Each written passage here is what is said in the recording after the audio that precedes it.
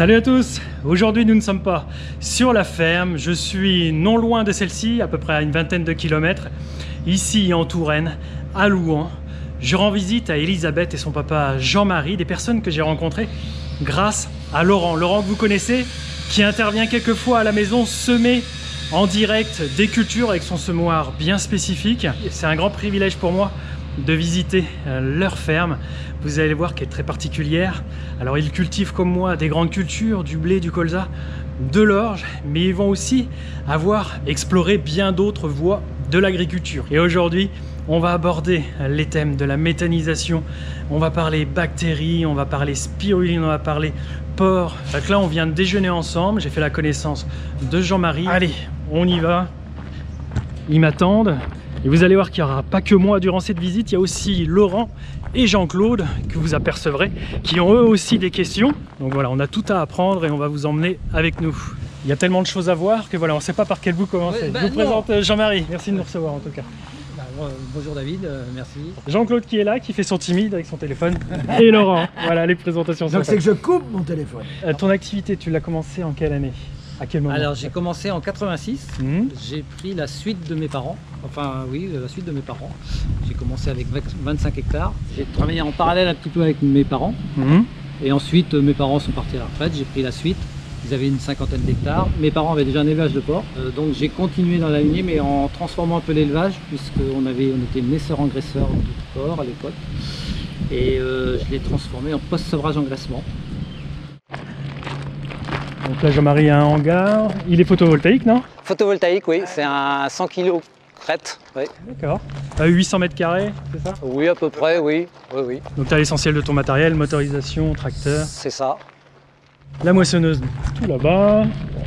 Et tu as un semoir direct aussi. J'ai un semoir direct, j'en ai deux même. J'ai un semoir à disque et un semoir à dents. D'accord. Voilà. Et tu exploites, donc tu as repris avec 50 hectares et aujourd'hui tu exploites? On a 195 à peu près. Donc ce que tu produis sur la ferme, principalement le blé, va servir au nourrissage des... C'est ça, le blé, du maïs, mais de moins en moins. On a tendance à passer sur le sorgho avec les années sèches qu'on passe. Et donc en effet, je nourris mes porcs avec essentiellement du blé et du sorgho. Ok. Produits sur l'exploitation. Donc voilà, les grandes cultures, vous les connaissez depuis de nombreuses années, je vous les explique. Donc là, je suis très content d'aller découvrir avec toi l'activité du porc qui j'ai connu en tant que stagiaire, mais ça fait des années que j'ai décroché et puis je pense que ça va intéresser du monde. Allons-y. J'ai deux broyeurs sur l'exploitation, deux fabriques d'aliments en fait. Une fabrique d'aliments pour les tout petits porcelets et puis une pour les porcs charcutiers. Donc j'ai du stockage dans une vieille grange qui a été transformée et aménagée en cellules. C'est de l'adaptation à des bâtiments anciens qui sont sur l'exploitation depuis très longtemps. Et donc voilà,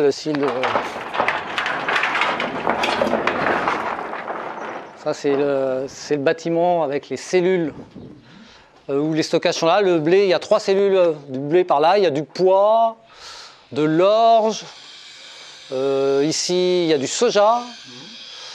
Et il y a du triticale également, donc voilà, c'est ça. Donc tu as une partie de protéines françaises.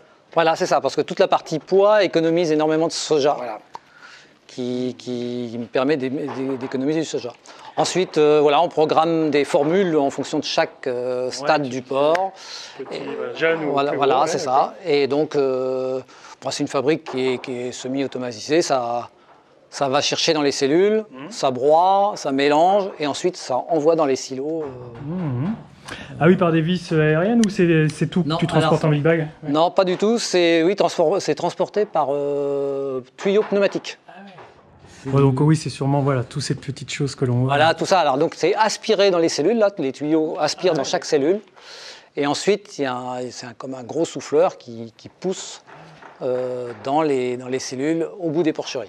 Et le broyeur, l'activité du broyeur est dans ce secteur-là? C'est ça, alors le broyeur est ici, ça c'est le broyeur. Et donc après c'est broyé, c'est poussé dans une mélangeuse, c'est mélangé, et ensuite c'est éjecté vers l'extérieur.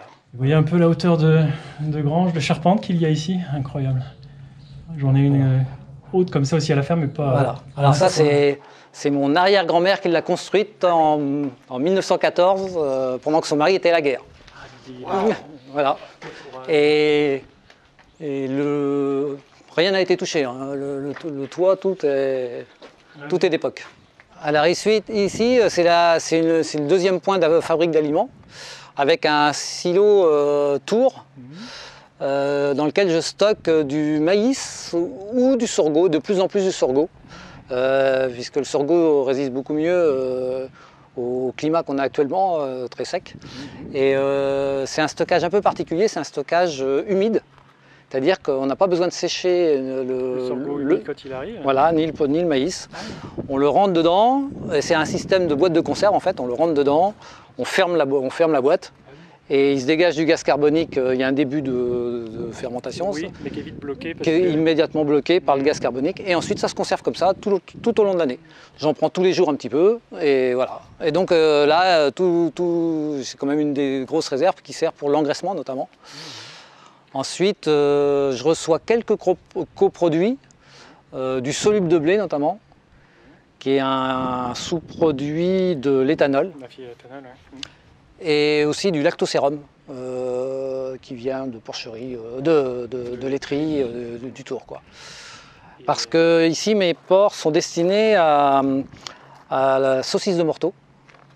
Et dans le cahier des charges, il faut avoir au minimum 15% de lactosérum dans l'alimentation du porc.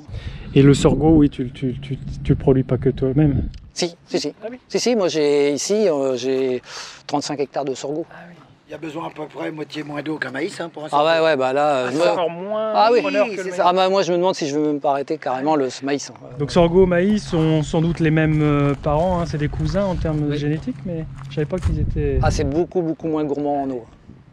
Voilà, là, c'est ça l'intérêt aujourd'hui par rapport à... Là, on voit encore aujourd'hui, qui est une période très sèche, des sorghos non irrigués, bah, franchement, ils s'en sortent bien, quoi. Le matériel, on le laisse ici, le silo derrière, voilà, on avance. On peut voir de la farine faite, par exemple. Pour les petits, peut-être, là, non? Oui, alors, en effet, c'est le départ des petits, là. C'est le poste sevré, là. Ouais, poste sevrage, c'est ça. Et là, c'est comme les humains, les petits n'ont pas la même nourriture que les gros. Voilà. C'est ça. C'est pas le même équilibre. Voilà le produit fini. Donc, grande majorité sorgho. Non, pas là, pas sorgho. Là, c'est surtout blé, orge,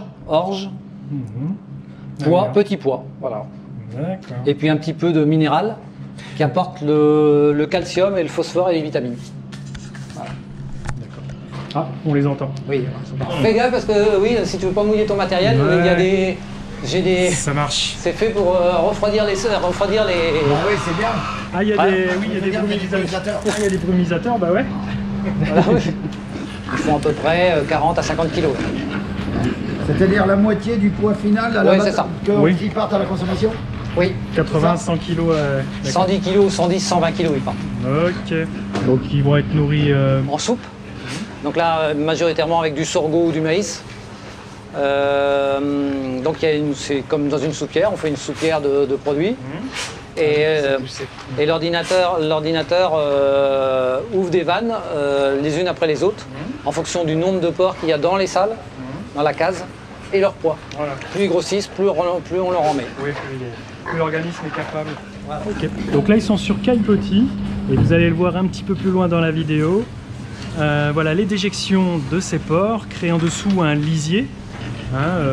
Les jus des urines, des excréments, aussi les jus de lavage des salles, le brumisateur qui fait de l'humidité ici. Pareil, tout ça se transforme en lisier et Jean-Marie va l'utiliser après derrière. Et ceux-là ils vont partir. Et je trouve qu'il fait plus frais que dehors. Tu as de l'isolation au plafond, c'est ça, ouais. Les brumisateurs baissent la température et c'est ventilé on sent abondamment. Je sens le courant d'air dans mes jambes. Là. Ouais.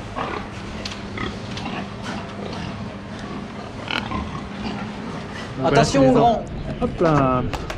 Donc là, on a les porcs un peu plus petits, plus dynamiques on dirait. C'est des porcelets qui ont été sevrés maintenant il y a 8 jours. D'accord. Oh dis donc. Donc le caillebotis permet aussi l'hygiène des animaux. Dès qu'ils vont faire leurs besoins, ça se transmet direct en bas. Ils pataugent pas dans dans leur litière. Et là, la petite boule, c'est pour les amuser. C'est des jouets, voilà. Son nombre de...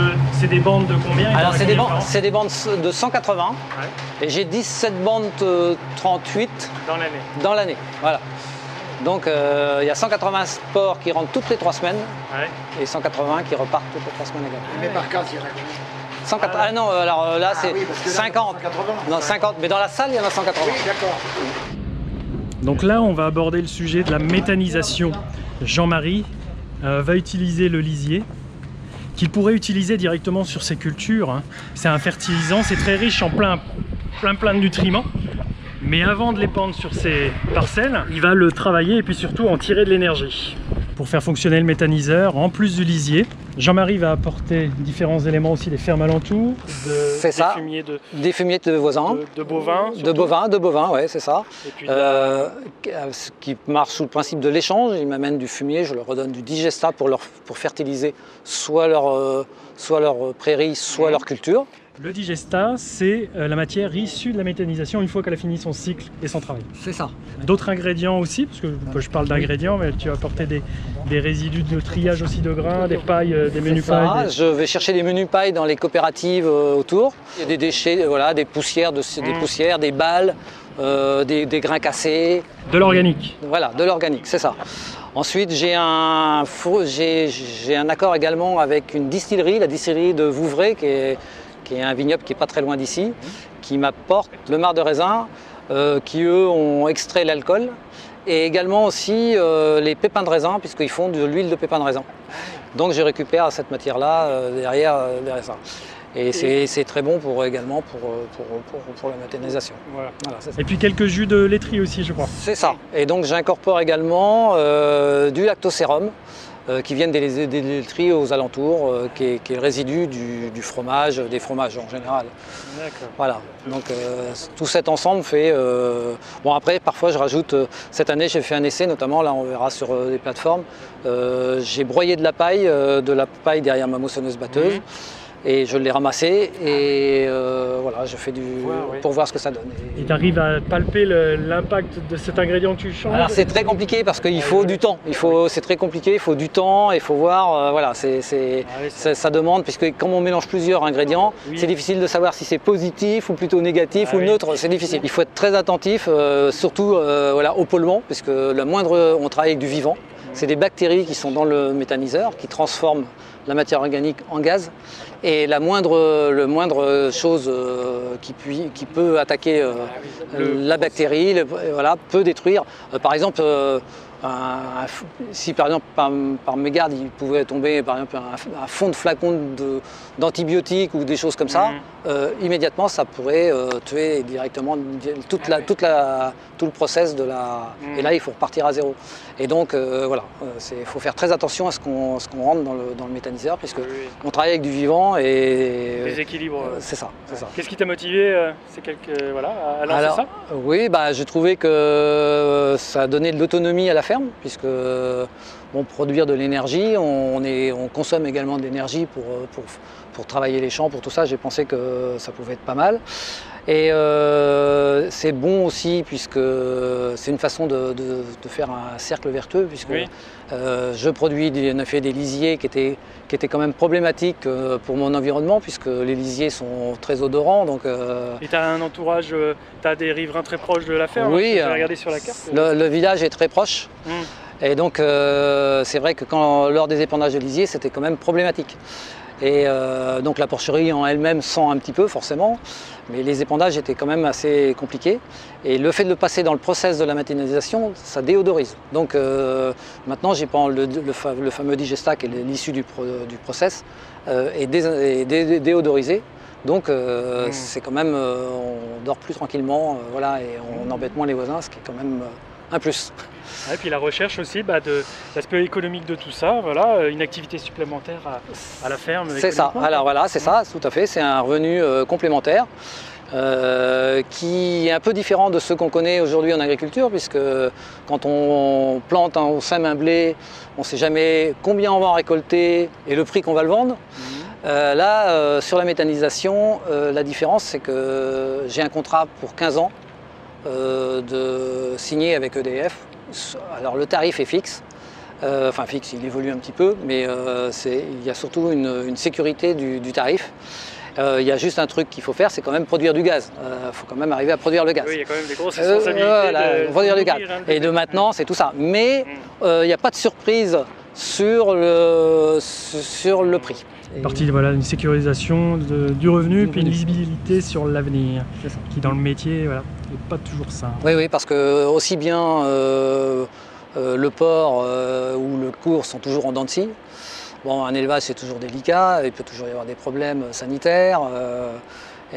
C'est vrai que là, la méthanisation, bon, voilà, c'est une autre façon de voir d'approcher la sécurité du revenu. Ouais. Il y a également une chose qui fait que qui m'ont fait lancer là-dedans, c'est que je trouve que c'est une activité qui se marie très bien avec une ferme, puisqu'on produit d'abord déjà beaucoup de matières organiques, alors par les pailles, par autre chose, des choses comme ça. Et en effet, le digestat est un atout important, surtout vu le cours des intrants qui montent à vitesse grand V à l'heure actuelle, notamment de l'azote et des engrais de fond également. Je mets du digestat sur mes cultures pour les faire lever, je mets les cultures pour nourrir mes porcs produisent du lisier qui font de l'énergie, donc c'est quelque chose qui globalement fait un cercle vertueux au niveau environnemental et économique. Donc oui, donc tous les lisiers de mes porcs arrivent sous cette bâche verte là. Voilà, c'est ça. Donc toutes les porcheries, enfin aboutent sous voilà, un écoulement, c'est ça. Et également les camions qui amènent du lactosérum amènent leur liquide sous cette poche. Donc voilà les graines issues du triage de la coopérative, c'est ça. Voilà un peu de tournesol, des céréales, de la poussière aussi un petit peu, du maïs. Voilà, dans les fonds de silo, il y a aussi des parties qui pourrissent des fois dans le fond des élévateurs. Et en effet, toutes les mauvaises herbes. Tous les mauvaises herbes qui sont dedans. Tout à fait, oui. Qu'est-ce qui va leur arriver du coup après la méthanisation? Eh bien comme ça, elles vont plus nous embêter dans les champs déjà. Voilà, elles vont être cramées. Donc pour ça, c'est bien. Donc là, voilà, on désactive le pouvoir germinatif des mauvaises herbes. La paille, là c'est un test que Jean-Marie a fait, donc de la paille issue de son triticale. Fumier de bovin là-bas. Je vais éviter de le palper avec les mains.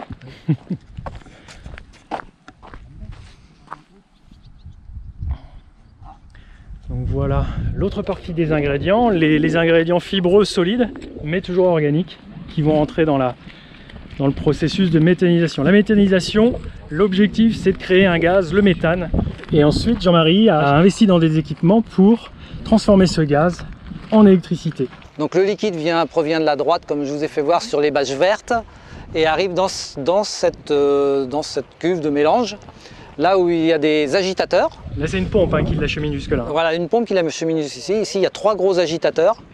Et donc je prends les matières sèches avec un télescopique que je charge dans cette cuve et c'est mélangé avec le liquide et on fait une espèce de soupe que tu vas pouvoir visualiser là-haut. Voilà. Mais sinon là il serait prêt à être injecté dans le... Ah ben là toutes les heures à peu près on en injecte quelques minutes, 5-6 minutes toutes les heures.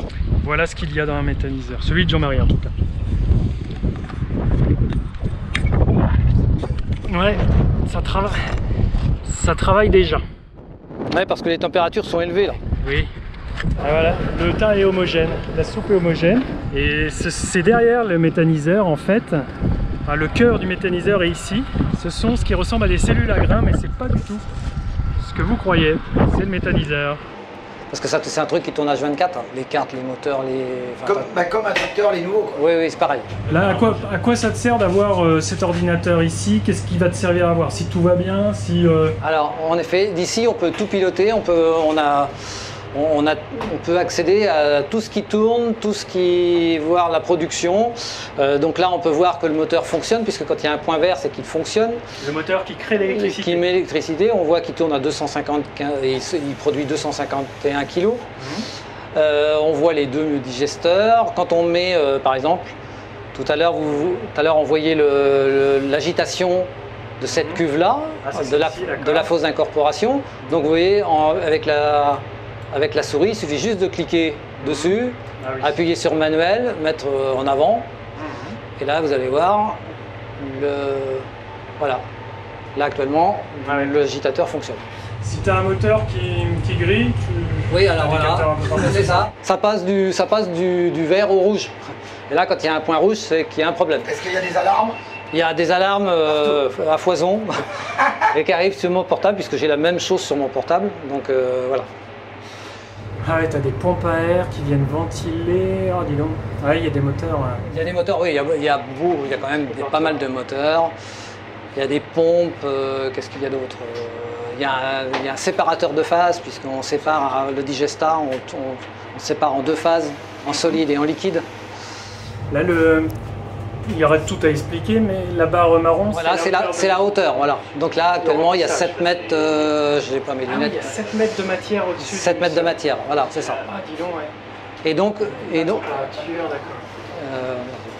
Et donc, le principe, c'est que le gaz, oui, voilà. Alors donc, la matière est chauffée à 40 degrés à l'intérieur, et donc les micro-organismes attaquent la matière organique, et les bulles de gaz montent dans la toiture, dans le ciel en fait de la cellule, et il est récupéré par ce tuyau là qui part donc et donc là on peut voir qu'actuellement la capacité de stockage du gaz est pleine à 72%. Et du coup, il n'y a pas de surpression. Le gaz généré à la crête de la cellule, oui. Il n'est pas surpressé, il n'est pas devenu liquide. Voilà, c'est du gaz sans pression en expansion, donc il n'y a pas poussé par quelques et alors d'où la crainte de certaines personnes quand on parle de méthaniseurs, avec les explosions et tout ça.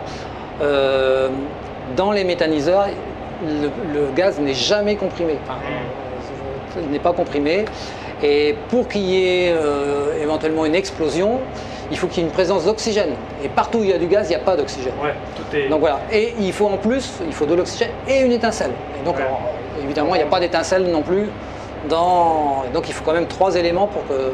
Donc il y a quasi aucun risque d'explosion dans un méthaniseur. Parce que je sais que c'est la crainte de certaines personnes quand on parle de méthanisation. Voilà, c'est des questionnements, des craintes qui sont sûrement légitimes. Et voilà, j'espère qu'on est là pour y répondre. Voilà, le moteur crée de l'électricité. Il existe aussi, tu as des confrères qui vont injecter directement ce gaz dans le réseau, vendre le gaz et pas l'électricité comme toi. Tout près d'ici, il y a un autre méthaniseur qui s'appelle Metaconnect là. Et eux, ils ne transforment pas en électricité. Ils injectent directement dans les tuyaux de GRDF. Donc des grosses exploits, il faut être à côté aussi de ce réseau. Voilà, c'est ça. Et donc ils vendent le gaz directement. Ils ne transforment pas en électricité. Toi, tu vas le transformer. Ok. Et c'est ce qu'on appelle de la cogénération. Voilà. On crée l'électricité, puis aussi de la chaleur. Vous allez le voir, cette chaleur est une énergie également. Oui. Donc c'est ce qu'on appelle la cogénération. Un moteur qui tourne génère énormément de chaleur, donc on récupère le maximum de chaleur dont le moteur produit. Enfin, sinon, quand on s'ennuie vraiment, on va sur YouTube et on voit David sur ses vidéos. Voilà. Tronçonneuse électrique. Voilà, on parle d'électricité, incroyable. Voilà, le bol est mélangé là. La salle de contrôle et les 2 cellules dans lesquelles les 7 mètres de matière sont en train de travailler. C'est incroyable. J'imaginais pas que ça pouvait monter jusqu'à si haut. Ouais, t'es petit à côté de ça, Jean-Claude. Hein? Ah bah ouais, moi je dis toujours le monde est petit, surtout moi. La mélangeuse est là et Jean-Marie nous explique. Oui, que la matière passe ici et passe dans un broyeur. Donc ici, ça passe à travers une grille et des couteaux. C'est coupé, on essaye d'hacher le plus finement possible, notamment quand on a des fumiers de bovins avec des longues pailles pour que les bactéries l'attaquent plus facilement. Donc ensuite, ça rentre dans le local technique qu'on va pouvoir voir tout à l'heure. Donc là, en fait, ici, on a toute la partie mécanique du process. Donc des pompes, des vannes, essentiellement. Un compresseur à air. Et voilà, quand il y a besoin d'un cycle de recyclage ou d'incorporation. Ou de nettoyage, ça va être des vannes qui se mettent différemment. C'est ça, voilà. Donc tout est géré par l'ordinateur, donc voilà, ça... ça fait le travail. Donc ça c'est Donc des matériaux inox, hein. Inox, oui, c'est ça. Là c'est peint, mais oui, c'est sur ou de la fonte, ça, je sais pas. Oui, de la fonte, oui. Voilà. Des moteurs. Des moteurs. Ah, des moteurs. Donc les tuyaux qui sont ici, ici et là. Ah, non, Ça c'est des tuyauteries de gaz qui vont chercher le gaz dans le ciel de la cellule, enfin dans le toit de la cellule, et qui le dirigent vers le moteur qui tourne au gaz. Le moteur qu'on ira voir après. Là on va aller voir à la crête des cellules.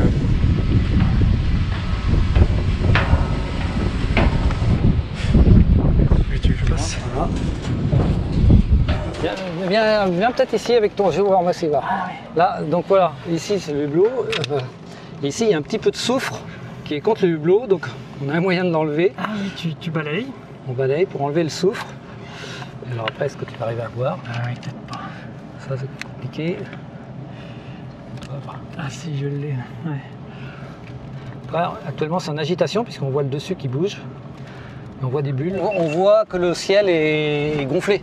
Oui, parce que là on a dit que celui-là était à 75%. Donc il y a une tension quand même. Voilà, autrement il serait complètement... Je suis curieux de faire Et ça. tu peux le mettre à combien de pourcentage, Maxi? 100%? Bah à 100%. Voilà, donc là il doit être tendu à 100%. Hein. Oui, bah c'est tendu. Donc là, oui, il y a une pression, on sent que le gaz pousse un petit peu la paroi de plastique. Si jamais... Vous pouvez peut-être voir. Vas-y, tu peux les voir. Hein. Si jamais l'ensemble est plein, 100%, il y a des soupapes de sécurité qui sont là, qui au-delà d'un bar de pression, laissent échapper. Ah oui, qui sont là. Voilà. Mais il y a également une torchère qui normalement doit fonctionner avant pour brûler le gaz produit, pour éviter de... J'arrive pas à très bien à voir. Ouais, c'est compliqué. Si tu veux avoir un beau point de vue, tu peux monter là-haut. Je sais pas si ça te tente, mais tu vas voir. Là, on est plus dans la... On est plus sur le point de vue techniquement. Il y a sûrement peu de choses à entretenir en hauteur là. Ah non, il n'y a rien à faire là. Voilà, c'est juste pour visiter. Juste un rayon laser qui détecte la hauteur. Ah oui. Là, le capteur rayon laser qui détecte la hauteur. Ok.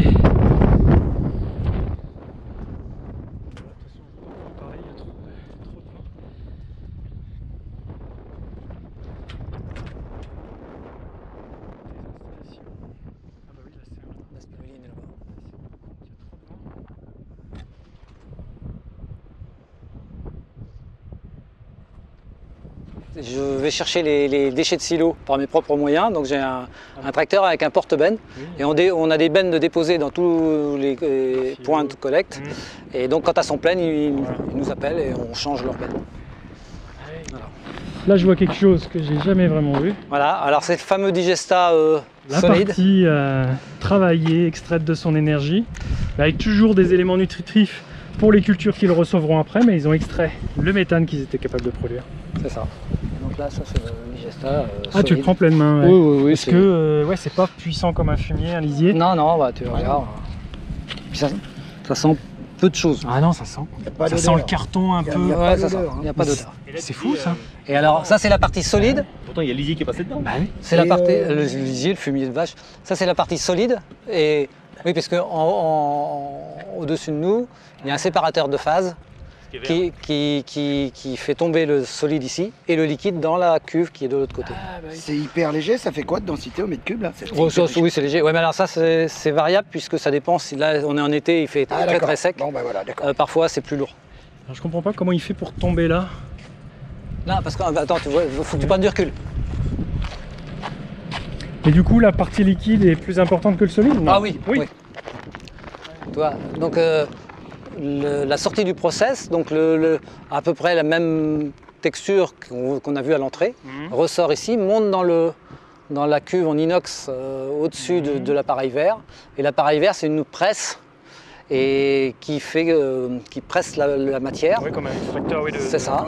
Et donc le liquide tombe du côté cuve et le solide tombe en bout de l'appareil. Et la partie liquide, elle fait quoi? Elle sèche avec du temps? Non? Ah non, la partie liquide, je l'épand, mais avec une tonne à lisier. Et j'ai des poches aussi, j'ai 2 poches maintenant. Une qui est à peu près à 500 mètres ici et une autre par là, 600 mètres par là, que je remplis. Et maintenant, la plupart, j'essaie de me positionner ce digesta sur le blé au printemps. Avec une rampe, je fais venir un entrepreneur, Pandilla, avec un tuyau qui traîne derrière, pour mettre directement sur la culture, ce qui me fait économiser directement des engrais chimiques. J'économise, depuis que j'ai le méthaniseur, plus de 25 tonnes d'engrais chimiques. Et tu sens qu'au niveau du démarrage, c'est même peut-être mieux que l'engrais. Ouais, bah non, mais c'est plus complet.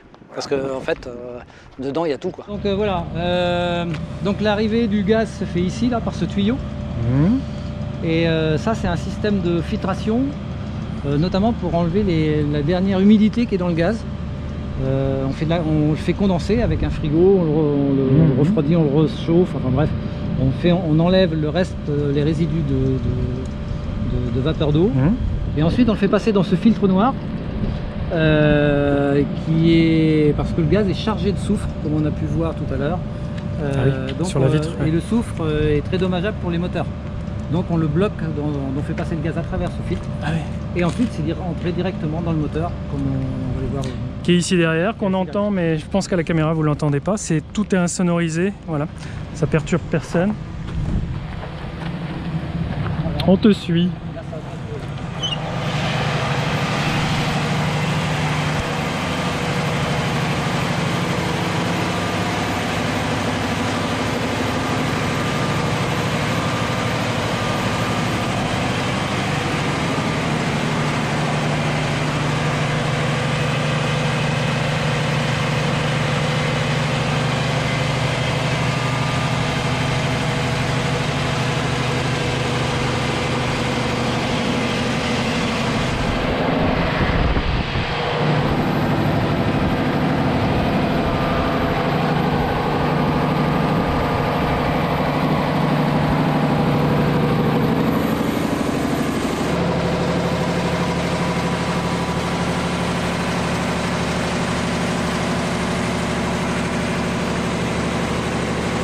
Donc on a laissé le moteur derrière et tu as aussi là des armoires de contrôle, de production. Donc on était à côté, il y a de la chaleur et on verra que tout à l'heure cette chaleur elle ne sera pas perdue. Donc ici on peut contrôler, c'est toute la surveillance du moteur qui peut être contrôlée également par les gens qui font la maintenance, qui est une entreprise qui est basée à Nantes mais qui a ses origines en Allemagne. Voilà, par exemple là on voit tout le moteur avec les températures de chaque cylindre. D'accord. Les débits de gaz. Le niveau d'huile, j'ai l'impression sur l'écran d'avant, même s'il est bien lubrifié. Ah oui, dès qu'il y a le moindre problème, une baisse de pression d'eau, de refroidissement, on peut tout voir. Et c'est un moteur qui a combien d'heures aujourd'hui de service? Alors, on va le voir. Parce que c'est sûrement un moteur qui a le plus tourné. Oui, le dernier arrivé, c'est celui c'est le dernier arrivé et il a fait, alors vous voyez mieux que moi, 26 977. Alors voilà, depuis 2019. Donc, il tourne nuit et jour. Et voilà, c'est ça, il tourne 24 heures sur 24. Donc en effet, c'est le moteur qui a le plus tourné sur l'exploitation, alors que j'ai des vieux coucous qui sont loin d'avoir ce nombre d'heures-là. Ah là, tu m'as battu, moi j'ai 15 000 heures sur mon 1455. C'est pas mal. Oui. Mais toi, depuis 2019... Donc voilà, il faut penser à tout l'amont pour faire tourner 24/24 un moteur comme ça. Avec un carburant, le méthane, celui qui le consomme. Ça demande tout l'amont, toute cette organisation qu'on vient de passer en revue en quelques minutes. Mais c'est ça, et de la prévention dans la maintenance, pour pas que ça tombe en panne. C'est-à-dire les vidanges, les filtres, ils refont les réglages de culbuteur toutes les 2000 heures, et les entretiens à 50 000, à 35 000, ils vont changer tout le bas moteur. Donc on change avant que ça casse. Chaque minute qui n'est pas produite en méthanisation, surtout en vente d'électricité, est perdue. Parce que moi je produis 250 kW continuellement. Si j'arrête de produire pendant une heure, je ne pourrai jamais rattraper cette production perdue. Et comme il y a des annuités à rembourser, il faut que le moteur fonctionne quand même. Les équilibres. C'est ça, voilà.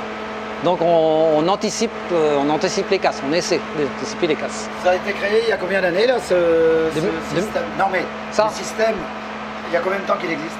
Le système comme ça, non mais c'est vieux. La méthanisation c'est vieux comme le monde. Et ça vient surtout d'Allemagne peut-être. Oui, alors l'Allemagne C'est pour savoir un petit peu depuis quand. Non mais la méthanisation, en Inde, ils faisaient marcher des bus avec des sacs avec des gros big bags au-dessus du toit. Non mais je parlais de ce système-là quoi. Ah ce système-là. Alors le système français avec les cellules et tout ça là. Ouais. Bon, ça doit faire 10 ans. Oui, 10 ans, oui. Ok, 1500 tours minute le moteur. Ok. Donc là, les données, par exemple là, on va voir ma production. Ça, c'est ma production journalière. Donc là, c'est ici aujourd'hui. Donc là, j'ai produit 3000, c'est ça 3274. Voilà, c'est ça. 14 kW voilà, aujourd'hui, 6000 hier. Voilà. Il y a 2 barreaux, il y a 2 barres. C'est pour oui, alors ça, l'historique. Non, c'est le maximum qu'on peut faire. Par rapport à ce que les équipements peuvent faire. C'est ça, voilà. Parce qu'en fait, là, il est réglé, cette barre-là est réglée sur 250 kg, qui est mon maximum. Mais si il n'y a pas assez de gaz ou un truc ou des choses comme ça, je peux tourner à simplement 95% de la production. Donc, je vois la différence si j'ai pas tel optimum. Donc on voit les petits. Voilà, c'est ça. Voilà, c'est ça. D'accord. J'ai lu de toi, il y a eu un article local qui a été fait sur toi. Dans la théorie, tu suffis aux besoins annuels de 350 personnes, c'est ça? C'est ça, à peu près, ouais. Donc en gros, le village de Louan qui représente, oui, c'est ça, 350 foyers, c'est à peu près ça, ça représente à peu près ça.